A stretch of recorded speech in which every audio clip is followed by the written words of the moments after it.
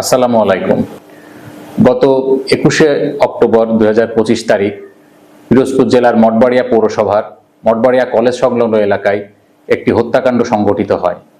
নিহত victim autorickshaw চালক হৃদয় পাহলানকে পেটে ছুরিকাঘাত করে ও জবাই করে হত্যা করা হয় এবং তার মরদেহটি একটি প্লাস্টিকের বস্তায় ভরে পার্শ্ববর্তী একটি খালে ফেলে দেওয়া হয়।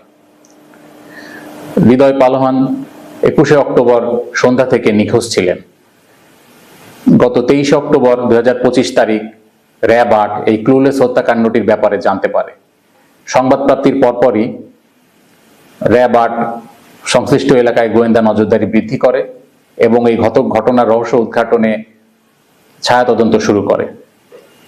নিহত ভিকটিম এবং এই ঘটনার সাথে সংশ্লিষ্ট সকল বিষয় পর্যালোচনা করে আমরা নিশ্চিত হই যে এই ঘটনার সাথে রিয়াদ হাওলাদার, পিতা এমাদুল হাওলাদার, গ্রাম নলবুনিয়া, উপজেলা মঠবাড়িয়া, জেলা পিরোজপুর প্রত্যক্ষভাবে জড়িত।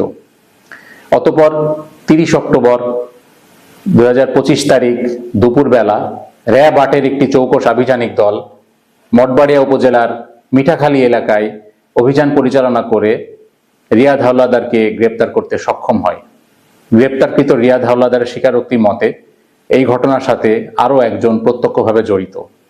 ঘটনা তদন্তের স্বার্থে আমরা এই মুহূর্তে তার নাম প্রকাশ করছি না, তবে অপর এই অভিযুক্তকে গ্রেফতারের জন্য আমাদের অভিযান অব্যাহত আছে।